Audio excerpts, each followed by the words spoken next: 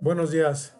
Hoy vamos a iniciar el tema correspondiente al módulo 2 del Diplomado en Química Legal y se denomina Estrategia Analítica, Estudio Presuntivo de los Indicios.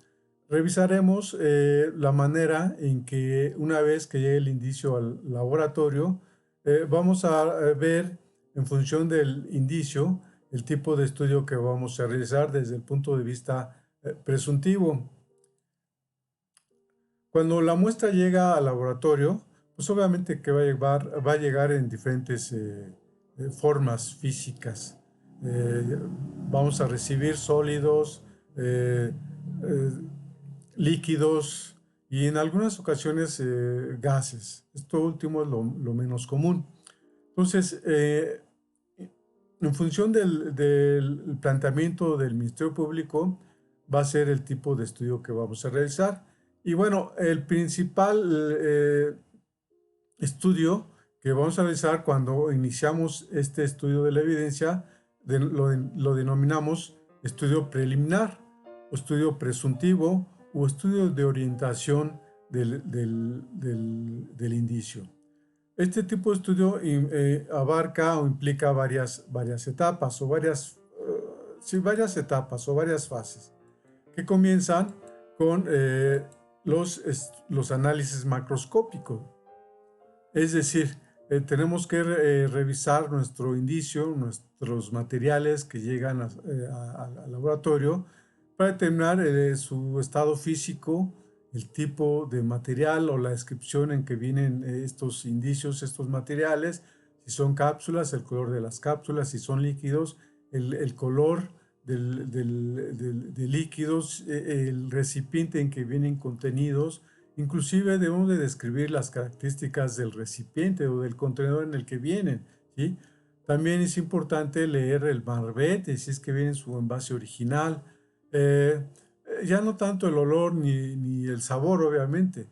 Esto del olor y el sabor se refiere a las pruebas organolépticas que en el pasado se realizaban de manera rutinaria, pero actualmente pues está prohibido porque muchas sustancias son muy tóxicas, ¿sí? Entonces es importante revisar el empaque, sus marcas, el color, tanto del material, del indicio, como de los empaques. Una vez que realizamos el análisis macroscópico de nuestros indicios, en algunos casos es importante realizar el análisis microscópico, sobre todo en caso de indicios de origen vegetal, de origen mineral, ¿verdad? Donde vamos a establecer las características microscópicas. Importante, repito, en muchos indicios de origen vegetal o mineral.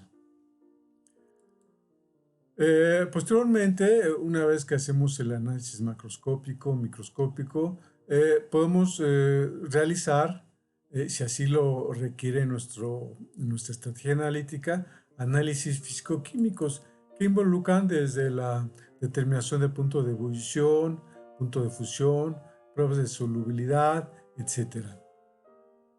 Entre otras más, eso va a depender del tipo de indicio que estemos manejando, pero ahí estamos ahí enunciando algunos de los pruebas fisicoquímicas que podemos realizar, ¿verdad? Y finalmente, por ejemplo, bien importante la realización de, de las pruebas químicas, del estudio químico. Estas pruebas químicas involucran una batería de reacciones con desarrollo de color o de precipitados de color que tienen que ver con el descarte de grupos de sustancias a las cuales puedo yo dirigirme, ¿sí? Y entonces estas pruebas me van a indicar el tipo de sustancia que está presente en mi muestra, ¿sí?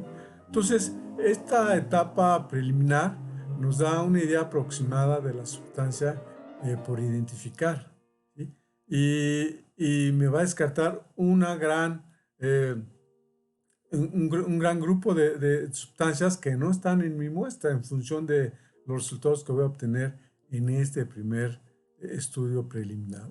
Por eso se llama presuntivo o pruebas de orientación, porque me va a estar guiando, ¿sí?, hacia la sustancia presente en mi muestra, ¿sí? Y me descarta un gran grupo de sustancias que no están presentes en mi muestra, ¿verdad? Bien. Bien importante, como comentaba ya, el estudio macroscópico de la evidencia, ¿sí? Cuando llega al laboratorio, cualquier material, cualquier sustancia, cualquier objeto eh, a ser estudiado, es bien importante ver algunas características de estos elementos. Por ejemplo, aquí muestro el caso de algunos comprimidos o tabletas, en donde, por ejemplo, en las figuras de la izquierda, de izquierda de su pantalla, vemos una tableta medio cuadriculada, ¿sí? O rectangular, depende de cómo la veamos cada quien, en donde está biselada en forma de cruz, ¿verdad? A lo mejor no hay muchas tabletas con esta forma de biselación, ¿sí? Habrá unas 4 o 5, pero es bien importante esto. Entonces, si yo tengo en mi laboratorio un archivo o un muestrario de tabletas, en donde las estoy almacenando en función del tamaño, del color, de la presencia de bisel o no. Si yo en mi muestrario tengo que solamente hay 3 pastillas con estas características de biselación, entonces yo ya estoy enfocando mis baterías hacia hacia una de esas pastillas que tengo como, digamos, muestras positivas. O en su caso, si tenemos una pastilla que tiene marcado en una de sus caras el nombre de Lili U53, pues obviamente eso me facilita el estudio, porque yo voy al archivo del laboratorio o investigo sus productos de este laboratorio de Lili, veo las características de sus biseles, o simplemente voy, por ejemplo, al diccionario de especialidades farmacéuticas, en donde vienen las características, vienen imágenes de la mayoría de los productos que se comercializan en México. Y entonces ahí puedo identificar o comparar mi muestra contra algún producto que venga en este diccionario de especialidades farmacéuticas, y entonces eso me reduce mi espectro de sustancias a identificar. Entonces, si mi muestra que tiene Lili U53 la comparo contra una imagen, un producto que viene en el diccionario de especialidades farmacéuticas, ¿sí?, y encuentro una coincidencia casi del 100%, pues entonces digo, si por ejemplo, por decir algo, si Lili U53 dice aloperidol, por mencionar algún producto, no es que este ejemplo corresponda a esta sustancia, entonces yo estoy identificando que mi principio activo tiene aloperidol, entonces voy a hacer pruebas presuntivas encaminadas a la identificación de este principio activo, y después confirmo mi resultado mediante técnicas instrumentales. El caso de las tabletas, de las cápsulas, perdón, la situación es parecida. Veo el color de la cápsula, ¿verdad? Abro el contenido de la cápsula, veo el color del polvo, ¿verdad? Etcétera. Aquí, por ejemplo, en este caso que estoy señalando con el cursor, tengo aquí 2 pastillas. Una dice Roche, ¿verdad? Y hay un circulito encerrado. Un 2, encerrarlo en un círculo, ¿verdad? Entonces, la experiencia me dice que estas características pertenecen a un medicamento denominado Valium, y el Valium contiene como principio activo el diazepam. Entonces digo, caray, esto probablemente contenga diazepam, y enfoco mis reacciones, mis estudios preliminares a la identificación del diazepam, y si son positivos, nada más confirmo posteriormente por medios instrumentales. Acá abajo, por ejemplo, tenemos imágenes diversas, igual pastillas, que en este caso, por ejemplo, puedo suponer que son pastillas como tipo dietético, algún contenido así fibroso, o son pastillas hechas así como de manera casera o no automatizada, etcétera, no sé, pero eso es una impresión que me da a mí este sitio. Aquí tengo otros papelitos que me dice, caray, estos, si es un papelito del tamaño de menor a 1 centímetro cuadrado, posiblemente pueda yo, en función de esto, decir que tenga una droga de alta potencia, como es el caso de muchos derivados de anfetaminas, ¿verdad? Y que no es precisamente LSD. Eh, este polvito blanco posiblemente sea una droga, de sus características macroscópicas y, si es posible, las microscópicas. El caso del envase que tenemos aquí, ¿verdad? Posiblemente un líquido, será de color, será incoloro, no lo sabemos, pero tomo las características del envase, qué es lo que tiene. A lo mejor es el envase original y eso me puede estar guiando hacia el contenido o lo que posee, o el principio activo que posee tal líquido, ¿verdad? En fin, entonces es bien importante este estudio preliminar. Nuevamente aquí vemos alguna variedad de sustancias, de indicios, de objetos, de materiales que llegan al laboratorio. Nuevamente las cápsulas, como ya comenté, es bien importante describir o ver el color de las cápsulas. Y nuevamente aquí enfatizar que si hay un muestrario de cápsulas en el laboratorio, lo cual es altamente recomendable que lo tengan, ¿sí? Compararlo contra nuestra muestra problema, y si alguna de ellas coincide, pues obviamente en mi muestrario está indicado el principio activo del cual se trata, y entonces de esa manera me estoy ahorrando ya, o me estoy yéndome directamente a identificar el principio activo de esa muestra. Perdón, déjenme regresarme, aquí hice una operación que no está correcta. Entonces, eh, aquí hay otros elementos correspondientes a materiales que nos llegan al laboratorio. Aquí hay un vaso, ¿verdad? De vidrio con líquido que contiene ahí, no sé, alguna sustancia rara. ¿Sí? Aquí obviamente que es una muestra, digámoslo de alguna manera, una muestra sin historia, lo cual me va a complicar mi estudio porque no sé realmente de lo que se trata. Entonces aquí hay que implementar una estrategia mucho más fuerte, pero en principio podemos decir que es etanol. ¿Sí? Etanol. Entonces hay que dirigir nuestras baterías en principio al etanol. Si lo identificamos de primera mano, pues obviamente que ya me voy hacia allá a los estudios de confirmación. Aquí tenemos una aguja hipodérmica. Se supone que entonces en el delito hubo un involucramiento que tuvo que ver con la administración de alguna sustancia. No sabemos si es droga, si es un medicamento, no lo sabemos, ¿verdad? Puede ser que se le haya decomisado a un individuo adicto a, no sé, a alguna sustancia, al crack o un opiáceo, etcétera. Y aquí tenemos, puede llegar una navaja de rasurar, ¿verdad? Entonces, por ejemplo, la navaja, la jeringa, una posible pipa de agua, etcétera. Aquellos objetos utilizados para el consumo de drogas se le conoce como parafernalia, ¿verdad? Que ayudan al consumidor a administrarse la droga, el consumo de droga. La balanza, los papelillos, también son papelillos para envolver droga. Son denominados parafernalia en conjunto con los demás objetos que puedan ser utilizados para este fin. ¿Sí? Como les comentaba, también pueden llegar muestras de origen vegetal. En este caso tenemos esta hojita que tiene siete hojuelas. Esta hoja compuesta por hojuelas, son 7 hojuelas, lo cual, y además de ver la característica macroscópica o morfológica, macroscópica de las hojuelas, me está diciendo que posiblemente se trate de marihuana. ¿Sí?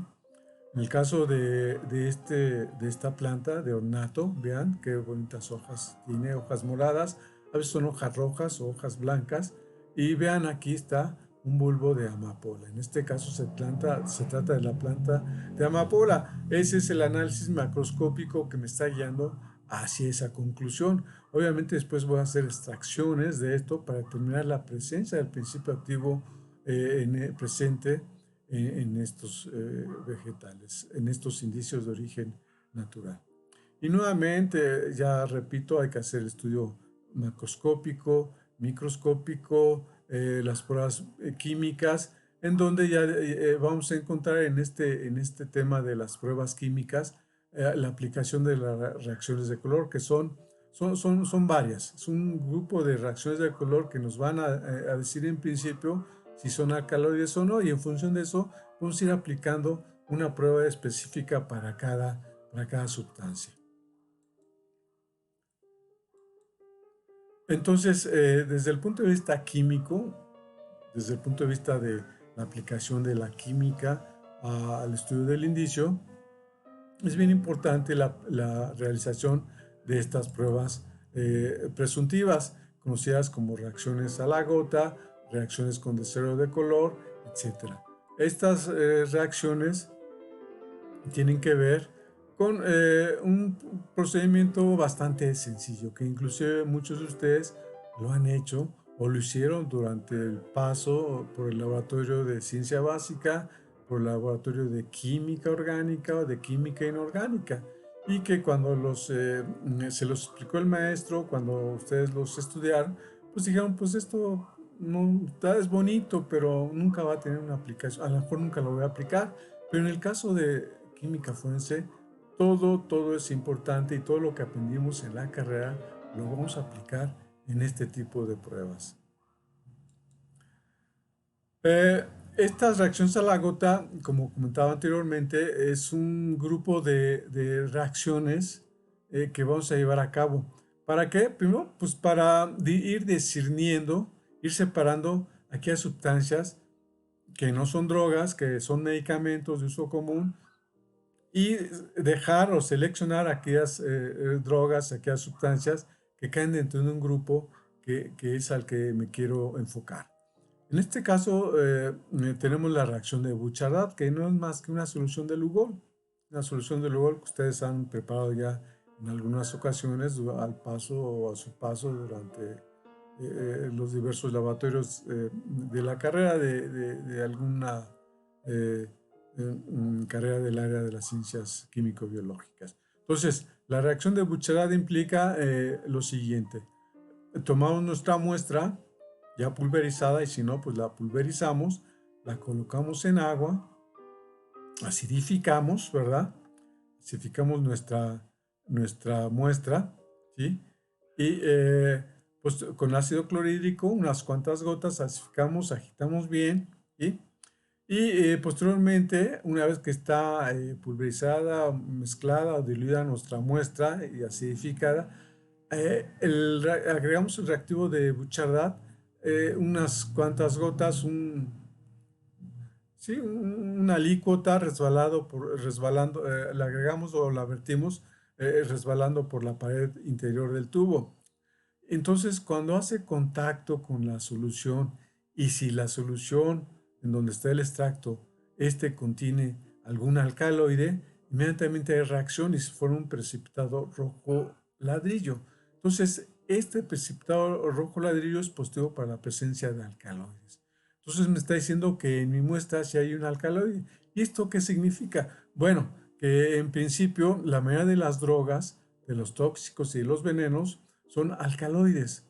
Habrá pocas drogas, hay pocas sustancias, pocos tóxicos que no son alcaloides, pero eso se va a definir en otro tipo de estudios. Pero en principio la muestra positiva es positiva para alcaloides, y voy entonces a hacer estudios más específicos para determinar qué principio activo estoy localizando en mi muestra.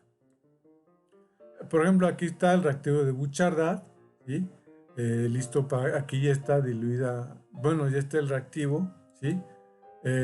Ya agregué el reactivo, ¿sí? Y como se dan cuenta, que hay una prueba positiva. No se ve muy bien el precipitado, pero aquí está el precipitado, y la diferencia con una prueba negativa en donde no se observa ningún precipitado rojo ladrillo. Pero créanme que es muy muy visible la formación inmediata de ese precipitado rojo ladrillo cuando se pone en contacto con un alcaloide.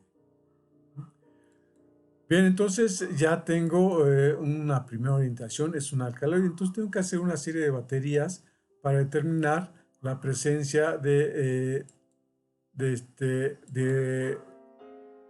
tipo de alcaloide que está en mi muestra. Aquí, por ejemplo, ya tenemos de manera rutinaria cómo se realizan las pruebas las pruebas de condensador de color para la identificación de algún principio activo. Utilizamos una placa excavada de porcelana y se coloca una alícuota, una pizca, unos cuantos granos de la muestra, del polvo que voy a analizar, ¿sí? O de la muestra ya pulverizada o macerada, se coloca en una poza de la placa excavada, ¿sí? Obviamente se recomienda trabajar también, colocar una muestra negativa, algo que alguna sustancia que sabemos con fidelidad que no tiene ningún alcaloide. Y después una muestra que sabemos que es un alcaloide, puede ser un estándar secundario, un estándar terciario, que el laboratorio puede poseer o debe de poseer. Se recomienda obviamente colocar muestra de un estándar primario certificado, pero sabemos que en el caso de drogas de abuso esto no es tan sencillo porque requiere muchos trámites burocráticos ante las autoridades sanitarias. En el mejor de los casos, y en el peor de los casos es que muchas drogas pues tampoco se poseen estándares primarios porque son drogas nuevas que aparecieron en el mercado ilícito de las drogas de abuso, ¿verdad? Pero vaya, se recomienda entonces un control positivo. Se agregan los reactivos directamente a las muestras que vamos a analizar y como ven, en el caso de la muestra control positivo apareció un color, ¿sí?, similar a la que apareció en la muestra problema. Esto significa que esta muestra problema contiene o corresponde al mismo principio del control positivo. Entonces, eso me está indicando hacia dónde va mi resultado presuntivo, ¿verdad? En ese sentido, hay varias pruebas o varios reactivos. En función del reactivo o en función de la prueba es el reactivo también que se va a usar. Por ejemplo, aquí tenemos la prueba de Marquis que utiliza este reactivo. Y esta prueba, este reactivo de Marquis está hecho a base de formaldehído y ácido sulfúrico. Y dependiendo un poco de su porcentaje, de su composición, ¿sí?, vamos a ver la reacción para diferentes drogas. Aquí está la prueba de parabenzaldehído, la prueba de tiocianato de cobalto. Aquí está, en este caso, la composición. El tiocianato de cobalto se conoce también como reacción de Scott. Y hay una variante que la vamos a ver adelante, que es la reacción de Bratton-Marshall. Pero les puse como ejemplo estas 4 pruebas, en donde bien fácil colocamos en nuestra placa excavada de porcelana o una portaobjetos de vidrio, unos cuantos gramos de la muestra problema, agregamos el correspondiente reactivo, en este caso reactivo de Marquis, y se lo agregamos, y si me desarrolla un color, o de acuerdo al color que va a desarrollar, si es azul, púrpura o naranja café, es la droga que voy a identificar. Sí, en este caso, si la presencia es de un color azul, de azul a púrpura, es un opiáceo. Si es el color que se va a presentar es naranja café, es una anfetamina, ¿sí? Ojo, o vean que no estoy diciendo el tipo de opiáceo, estoy diciendo que es un opiáceo. ¿Cuál opiáceo será? Morfina, heroína, codeína, fentanilo o cuál. No me está diciendo nada, me dice que pertenece a un opiáceo, ¿sí? Igual lo mismo con las anfetaminas. ¿Qué anfetamina es? Éxtasis, ice o cuál tipo de anfetamina, no me la está indicando. Entonces, nada más me está indicando a qué grupo farmacológico pertenece, lo cual es bien importante porque Buchardat ya me dijo que son alcaloides, ok. Marquis ya me está diciendo que es un opiáceo o una anfetamina. Entonces ya me está restringiendo más mi ventana de principios activos que debo de identificar. ¿Mm? Y lo mismo para el reactivo Marquis, variando el porcentaje de sulfúrico y formaldehído. Si me aparece un color naranja, estoy ante la presencia casi seguramente de benzodiazepinas. ¿Sí? En el caso de la prueba del parabenzaldehído, aparte de que pueden identificar también al principio de la marihuana, es más específica para identificar derivados de la mescalina o al LSD. ¿Sí? En el caso de la prueba de tiocianato de cobalto, obviamente que aquí la presencia de un rojo, de un azul turquesa, este color que ustedes ven aquí en la diapositiva es muy pálido. El tono debe ser más intenso. Es un azul turquesa muy bonito. Entonces, seguramente si me da esa tonalidad en presencia de mi muestra problema, seguramente ese polvo, que probablemente sea blanco, es cocaína, ¿sí? Pues, clorhidrato de cocaína. ¿Sí? Entonces estas pruebas me están guiando hacia qué tipo de principio estoy tratando de identificar o está presente en mi muestra. En el caso, por ejemplo, de efedrina, ¿sí? La efedrina es un precursor químico en la síntesis de metanfetamina, del ICE. Y nuestro país es un importante productor de esta droga, de la metanfetamina o ICE, ¿verdad? Y eso es bien importante de determinar la efedrina porque hay varias rutas de síntesis. Entonces, si en un decomiso de muestras ocurrido en un laboratorio clandestino me llega una muestra, voy a tratar de identificar efedrina porque eso va a determinar la ruta de síntesis que se estuvo realizando en ese sitio. Y la prueba de la efedrina eh, se hace o se identifica, o por lo menos yo lo he hecho con la reacción de Chen, que implica agregar una gota de sulfato de cobre a la muestra problema y obviamente al control positivo y al control negativo, ¿verdad? Y posteriormente se agrega hidróxido de sodio, ¿verdad? Y la aparición de un color púrpura va a ser positivo para anfetaminas, para efedrina específicamente. Pero ojo, recuerden que estas pruebas son presuntivas, son de orientación. El hecho que me den positivas no me está señalando el 100% de identificación. Este resultado debo de confirmarlo por estudios mucho más específicos, eh, realizados con instrumentos altamente sensitivos. En el caso, por ejemplo, que les comentaba, para, por ejemplo, identificar benzodiazepinas, la tableta se pulveriza, ¿sí? Se disuelve en agua, se alcaliniza, se le agrega un solvente, eh, éter, cloroformo, ¿sí? Se extrae la capa clorofórmica, la capa orgánica, ¿sí? En donde en teoría ya extraje mi principio activo, ya extraje al principio activo de una benzodiazepina, ¿sí? Lo someto a evaporación hasta sequedad y posteriormente hago esta prueba de Bratton-Marshall. Agrego 2 gotas, una de metanol después de tiocianato de cobalto. ¿Sí? Bueno, más bien este es el reactivo de Bratton-Marshall, metanol y tiocianato de cobalto. Le agrego unas gotas al extracto que obtuve aquí de mi pastilla, de mi tableta, y el color azul me va a indicar positividad para la presencia de alguna benzodiazepina. Nuevamente hay que confirmar el resultado. Esas son pruebas de orientación nada más, pero son altamente, digamos, específicas para el grupo de farmacológico al cual me estoy, o está presente en esa formulación farmacéutica. Aquí les muestro una tabla en donde hay algunas reacciones que se aplican a una batería de drogas, ¿verdad? Y como verán, algunas reacciones no son específicas, sino que van a dar positividad a más de una droga, ¿sí? Por ejemplo, Marquis da positivo para todas estas sustancias, ¿sí? En general, Marquis se utiliza para determinar la presencia de opiáceos, ¿sí? como muchas otras más, como por ejemplo el tiocianato de cobalto, también da positivo para otras muchas más muestras, ¿sí? ¿Y esto qué significa?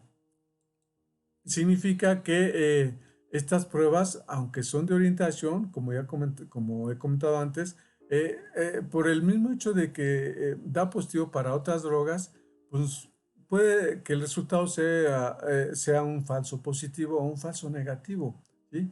Por lo cual se recomienda siempre trabajar con controles positivos y controles negativos. Y aún así, la positividad no implica un 100% de identificación, lo cual debemos de confirmar, insisto nuevamente en esto, con pruebas instrumentales.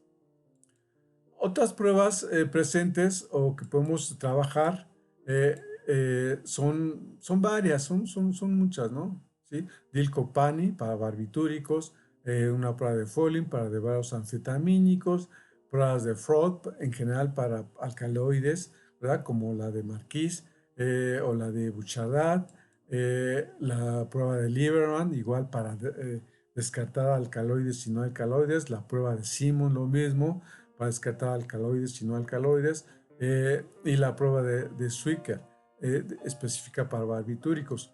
Entonces me preguntaban, ¿y por qué no se hacen todas? Bueno, porque si muchas de ellas descartan alcaloides no alcaloides, pues debo aplicar solamente una. En este caso, generalmente se recomienda la de Marquis, por ejemplo, la de Bouchardat. Ustedes pueden hacer cualquier otra más.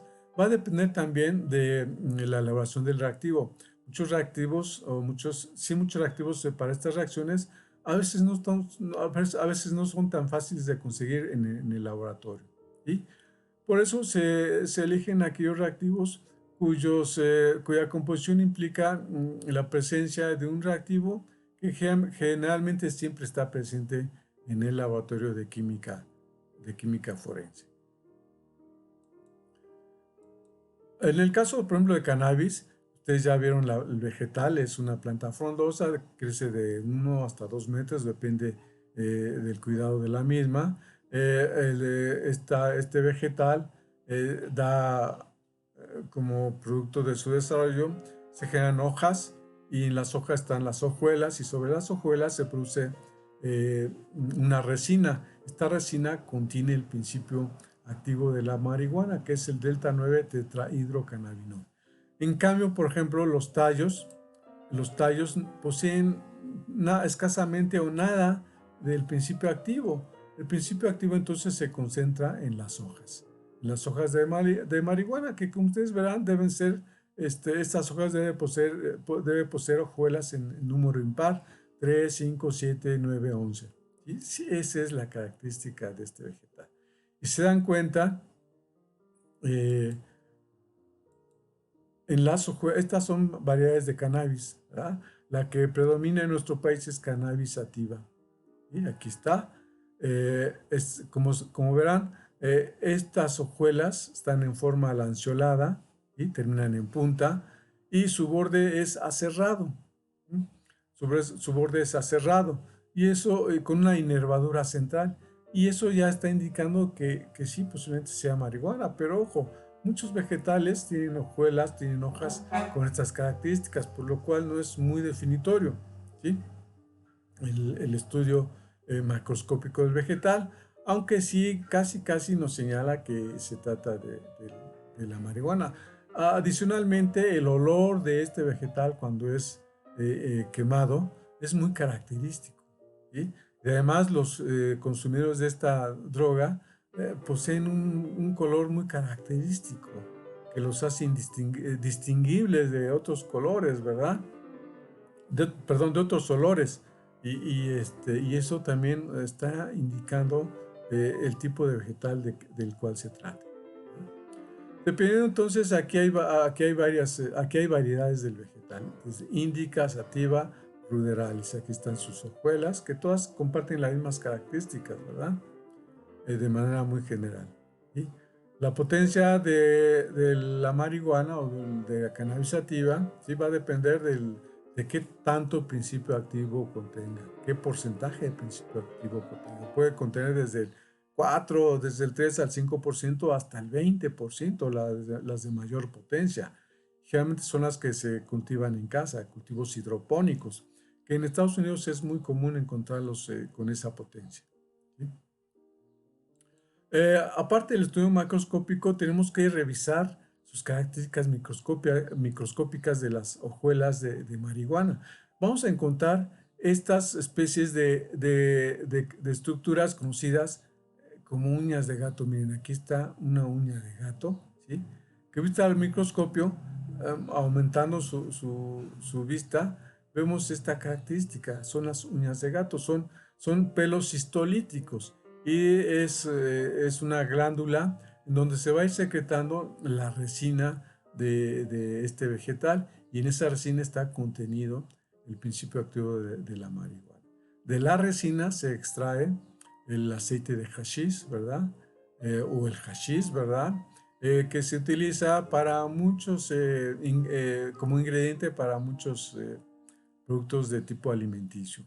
Es muy común usarlo de esta manera en el oriente, y en nuestro país también circulan algunos pastelillos a base de aceite de hashish o de hashish, ¿verdad?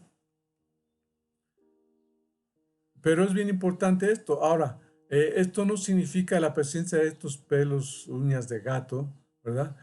También conocidos como tricomas, ¿sí? No significa que el vegetal en cuestión sea marihuana, porque estas características microscópicas también la poseen algunos otros vegetales.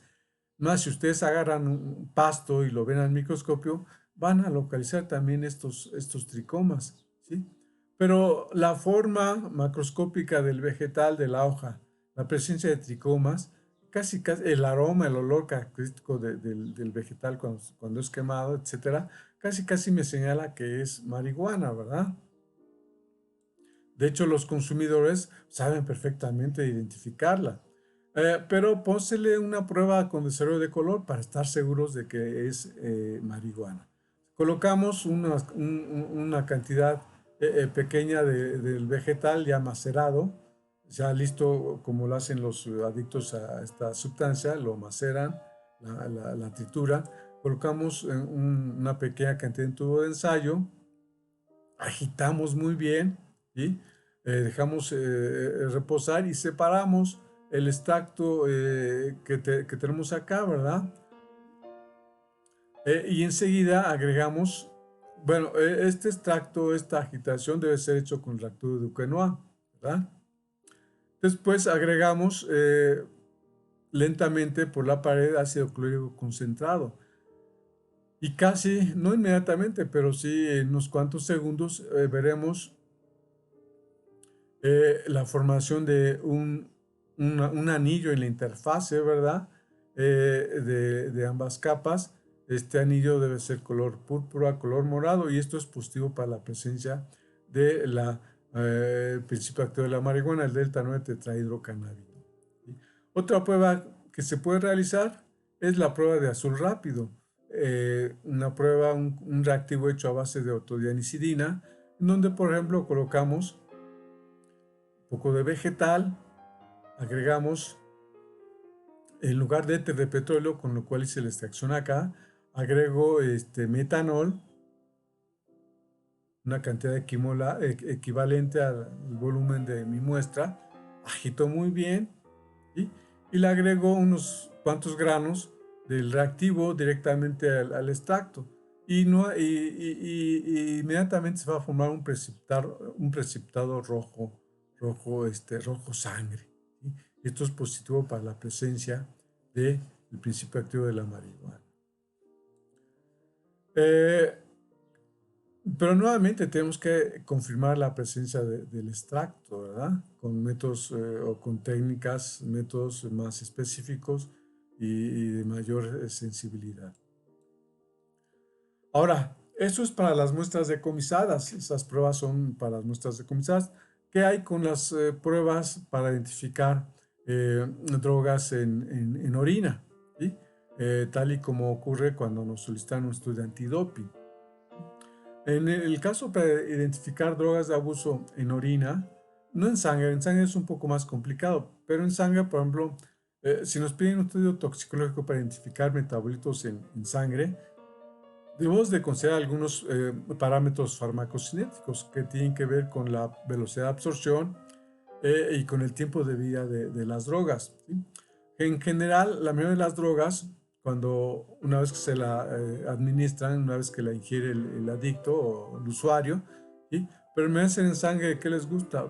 2, 4, 6, 8, pónganle 8, 12 horas en sangre, pero van a ir disminuyendo su concentración en sangre para pasar a un compartimiento de eliminación, que en este caso es, generalmente es la orina. Entonces se van a ir acumulando, o van a ir, más que acumulando, se van a ir eliminando en orina, y la concentración en orina va incrementándose, ¿sí?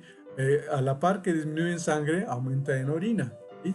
Entonces, si les piden un estudio toxicológico a una persona que consumió por última vez la droga hace 12 horas, aquí lo recomendable es hacer el estudio en orina, ¿sí? Si les piden hacer estudio toxicológico en una persona que consumió la droga hace 7 días, pues ya no se recomienda hacer el estudio de ninguna manera, porque generalmente las drogas desaparecen durante ese tiempo, aun y cuando se utilicen técnicas altamente sensitivas, ¿sí? Hay casos muy particulares, muy específicos, en donde todavía se puede lograr identificar la muestra en determinados tejidos. Por ejemplo, en el caso de la marihuana, se logra detectar el principio activo una semana después del consumo, hasta 30 días después del consumo, en orina o en el pelo de las personas, ¿verdad? Lo cual no ocurre con todas las sustancias, ¿sí? Va a depender entonces de mucho de su tiempo de vida media, ¿sí? Y también de su capacidad de acumulación en los diversos tejidos. Por ejemplo, la marihuana se acumula en tejido graso, y por eso es posible detectarla hasta 30 días después, ¿sí? Ahora bien, la mayoría de las drogas se van a eliminar generalmente por vía urinaria, ¿sí? Por, por heces, pero también se van a ir acumulando eh, en el bulbo, en el pelo, en el tallo vulvar, ¿sí? Del pelo, en el bulbo, tallo piloso, perdón, se van acumulando, y de tal manera que cuando una persona consumió droga durante un tiempo y la deja de consumir, y ya tiene meses de no haberla consumido, se puede detectar la presencia de la droga en el pelo, ¿verdad? Es bien importante este punto, este tema de acumulación de las drogas en el pelo. Pero vaya, generalmente el estudio antidoping se solicita en orina. Y para eso hay una serie de dispositivos, de placas, de tiras, para hacer este tipo de pruebas. Hay desde las pruebas que van a hacer nada más la identificación de un metabolito, como es este caso. Habrá otras pruebas, otras placas que van a identificar dos tipos de metabolitos. Y habrá placas mucho más sofisticadas que van a identificar una gran batería de metabolitos. O sea, que hay como para 7 metabolitos en una sola corrida, en una sola aplicación de la muestra. Y los laboratorios cobran en función del número de metabolitos a identificar, ¿verdad? 1, 2 metabolitos y hasta 7 metabolitos, ¿verdad? Y el procedimiento es bien sencillo. Estas plaquitas, muchas de ellas tienen lengüetas para identificar a una respectiva sustancia, un respectivo metabolito, ¿verdad? ¿Eh? Y la cuestión es la siguiente. ¿Mm? Eh, Se toma la muestra o se abre el dispositivo, se insertan las lengüetas de absorción sobre la muestra de orina. Aquí está, que está contenida en un tubo de plástico, ¿verdad? Hace contacto la lengüeta y se deja un tiempo para que por absorción vaya ascendiendo y se ponga en contacto con el reactivo con el cual va a reaccionar y que nos va a marcar si es positiva o negativa la muestra, ¿verdad? El procedimiento es bastante sencillo. En este caso, se pone en contacto la lengüeta sobre la orina. En este otro caso, se aplica la muestra de orina sobre una poza que viene en el dispositivo, que viene en la placa, y por absorción va a correr hacia encontrarse con el reactivo con el cual va a reaccionar. Igualmente, nos va a dar una serie de bandas de color sí, de color, que nos va a identificar si es positiva o negativa la muestra o si no es válida, ¿verdad? Eh, Esto es muy común hacerlo en laboratorios de química forense, ¿verdad? Pero también, y actualmente ya se cuenta con equipos automatizados, porque déjenme decirles que en muchos laboratorios la carga para este tipo de estudios es bastante. Sucede mucho, o en mi época sucedía mucho en el laboratorio de la Fiscalía General de la República, antiguamente llamada PGR, ¿sí? Llegaban muchas muestras para estudios de antidoping, entonces se tenía equipo automatizado. Antes era el Solaris, ahora es el Viva. Son equipos, digamos, automatizados en donde solamente colocamos en una cubetita la muestra de orina y tal cual, ¿verdad? Y el aparato inmediatamente comienza a tomar la muestra, hay un automuestreador, le coloca los reactivos correspondientes y en cuestión de, digamos, minutos, tenemos el resultado. La utilidad de estos equipos es de que son útiles para procesar una gran cantidad de muestras. Y no solamente pueden analizar en una sola muestra la identificación de un metabolito, sino hay una gran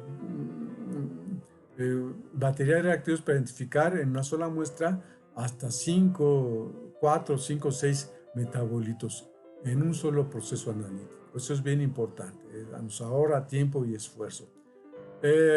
Estos equipos generalmente requieren de equipos, de calibradores o sustancias estándares de concentración conocida. En este caso, calibradores de nivel de concentración baja, concentración media y concentración alta. De tal manera que antes de iniciar una corrida para un grupo de muestras problema, el equipo nos pide que lo calibremos. Colocamos los calibradores bajo, mediano y alto y nos va a dar una curva de calibración y si es lineal nos deja trabajar las muestras. Si no es lineal, algo está pasando con el equipo y no nos deja trabajar o procesar las muestras, ¿verdad? Eso es importante. Digamos que son resultados semi-cuantitativos. Nos da una idea de por dónde anda la concentración de nuestro metabolito, ¿sí? Pero es nada más orientativo, no es totalmente confiable ese resultado. Lo importante es que nos dice positivo para cannabis, positivo para anfetaminas, positivo, etc. Nos dice positivo para qué grupo de sustancias, no nos indica exactamente o específicamente para qué tipo de sustancia es positivo. Habrá unos casos que sí nos dirá positivo para metanfetamina, positivo, etcétera, ¿verdad? Pero son metabolitos muy, muy específicos, ¿verdad? El problema con esta sustancia, con este tipo de equipos son dos. Primero, los calibrados tienen una vigencia, ¿sí? Caduca en 4 meses. Entonces hay que comprar nuevamente estos calibradores y no son nada baratos, ¿sí? Dos, la positividad o negatividad depende de una concentración que el fabricante establece. Dice, de 100 miligramos para adelante, 100 nanogramos para arriba, la prueba es positiva. De 100 nanogramos para abajo, la prueba es negativa. Es decir, si mi muestra tiene 99.9 nanogramos de principio activo, y me va a salir negativo, aunque la persona tenga el metabolito en la sangre, ¿verdad? Pero el equipo me marca esa negatividad. En algunos casos es importante porque, por ejemplo, habrá fumadores pasivos de marihuana que si se someten a esta prueba les puede dar positivo, ¿sí? O negativo según la cantidad a la que hayan estado expuestos del humo de la marihuana o que hayan inhalado el humo de la marihuana. Pero vaya, son cosas que se deben de ir considerando, tomando en cuenta cuando se utilice este tipo de equipos. Habrá otros kits específicos, muy específicos para ciertas sustancias, como por ejemplo la ketamina, el ácido gamma hidroxibutírico. Bien, a continuación hay unos videos que quiero que revisen, ¿no? Los vamos a ver ahorita por la cuestión de los derechos de autor, el copyright, no quiero meterme en problemas. Entonces aquí les dejo los enlaces de esos videos que pueden ver en YouTube, ¿sí? Dura 5 minutos, 10 y 10 minutos. Por favor, revísenlos. Y bueno, hasta aquí dejamos esta plática y nos veremos pues, en la siguiente sesión. Pues que tengan un muy buen día. Cuídense, por favor. Hasta luego.